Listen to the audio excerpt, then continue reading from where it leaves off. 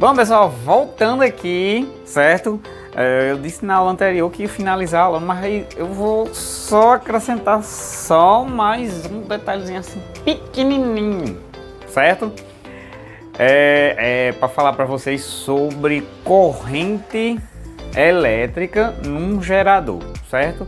É o que a gente vai chamar de corrente de curto-circuito, né? Para iniciar a aula, vamos imaginar aqui que a maioria dos incêndios que acontecem, a maioria dos acidentes elétricos que causam incêndio nas residências, eu acho que você já viu alguma notícia no jornal, a maioria desses acidentes acontece por causa do famoso curto-circuito. Eu quero fazer uma pergunta para você. O que é o curto-circuito? Corrente elétrica em curto-circuito, pessoal, acontece quando ela retorna para o gerador com uma energia muito alta, com elevação de força muito grande, certo?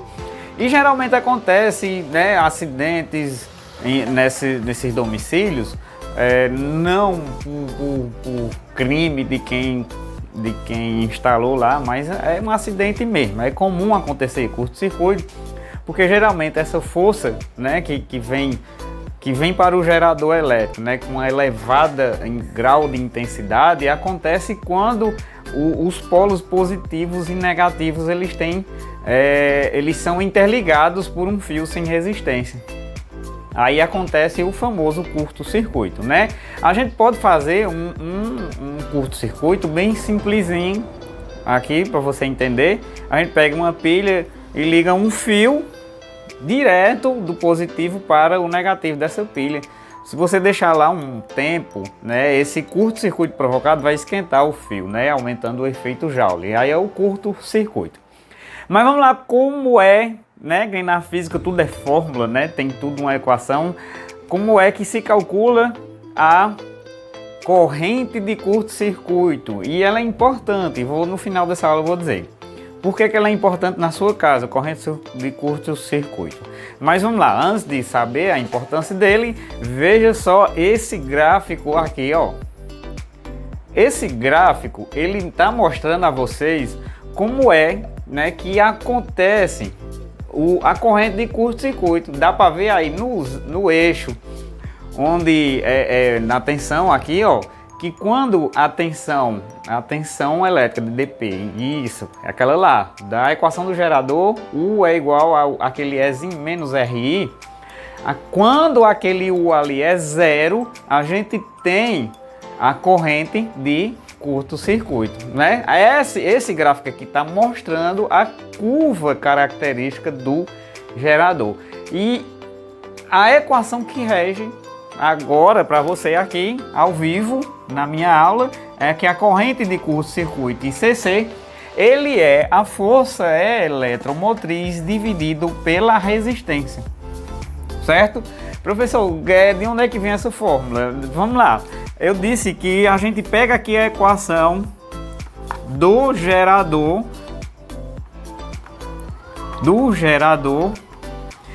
e considera esse U aqui, ó, de dp0. Quando a gente considera ele igual a zero, o que é que a gente vai ter? Que é menos RI, né? Vai ficar, se a gente for isolar aqui o I, vai ficar que o I, ele é justamente esse dividido por esse, né? Considerando aí, eu já estou fazendo de forma direta só para não alongar a aula, tá bom?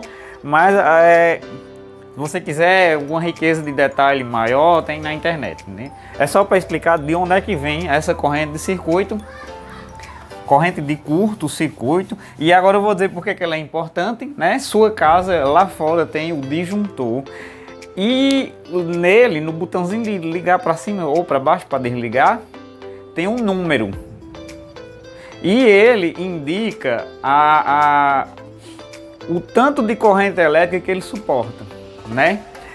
Esse disjuntor ele é importante porque se vier corrente elétrica acima do que ele está notificando lá, ele vai desligar. O disjuntor é um dispositivo de proteção.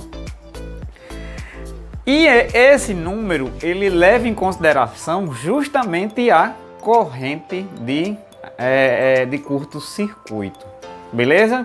E ela é calculada, você pega aqui a força eletromotriz em volts e divide pela resistência. Beleza, pessoal? Aqui também lembra um pouquinho a primeira lei de Ohm, né? Deixa eu ver aqui. A primeira lei de Ohm-Vorree, se a gente for trocar aqui a tensão pelo Ezinho da força eletromotriz e esse I por CC, a gente vai perceber que passando esse I para cá, o ICC, corrente de curto-circuito, é justamente a força eletromotriz dividida pelo R. Então aqui também lembra as bases da primeira lei de Ohm. Então beleza, pessoal? Para finalizar a aula de geradores elétricos, eu prometi na aula passada, que era o final, mas na realidade é essa, eu falei que é possível também calcular a potência. Isso. A potência de um gerador. Então a gente pode classificar a potência de um gerador, né, como sendo, a gente já sabe, né, que as 4 equações que eu passei para vocês, ó, PIL, PRI, PUR e qual é a outra? O PET. O PET, pessoal, ele é para cálculo de energia elétrica. Então a gente vai deixar ele separado aqui do gerador e a gente vai ficar com o PIL, a gente vai ficar com o PRI, o PIL e o PRI para geradores. Ele vai sofrer uma pequena modificaçãozinha, mas não é coisa que vai deixar você doido. Por exemplo, a gente vai chamar de potência total, certo? PT, potência total, a equação da potência do gerador que considera toda... vocês lembram que é a força eletromotriz? Considera toda a força eletromotriz de um gerador. Então eu vou pegar aqui esse π e no lugar do U vou botar aqui a força eletromotriz. Beleza? Então aqui, pessoal, é a potência total. Potência total de um gerador. Beleza? A outra equação do gerador é o próprio π. Só que a gente vai chamar ele de potência útil. Certo? Como assim, professor, potência útil? É aquela potência que está sendo usada definitivamente pelos componentes de um circuito elétrico. Enquanto a potência total é a potência que é a potência teórica de um gerador, a potência útil é a potência real de um gerador, ok? E o terceiro exemplo de potência é justamente a equação do PRI, só que a gente vai chamar ela de potência dissipada.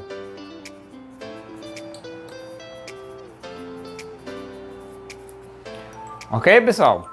Esses 3 casos aqui de cálculo de potência é para o gerador. Ele sofre uma pequena modificaçãozinha nos nomes, na nomenclatura, justamente para a gente aprender a identificar essas coisinhas aí no gerador, ok? A potência total, pessoal, pode ser a soma da potência dissipada com a potência útil. Olha só que coisa interessante. Vou apagar aqui. Mas, rapaz, olha que coisa mais linda, que a potência total de um gerador, ele pode ser a potência dissipada mais a potência útil.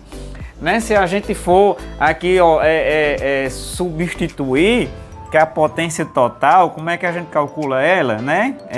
A corrente elétrica vezes a força eletromotriz, a potência dissipada é a resistência vezes a corrente elétrica ao quadrado, mais a potência útil, que é a corrente elétrica vezes a DDP. Então, pessoal, existe aí essa última observação a respeito da potência de um gerador elétrico, né?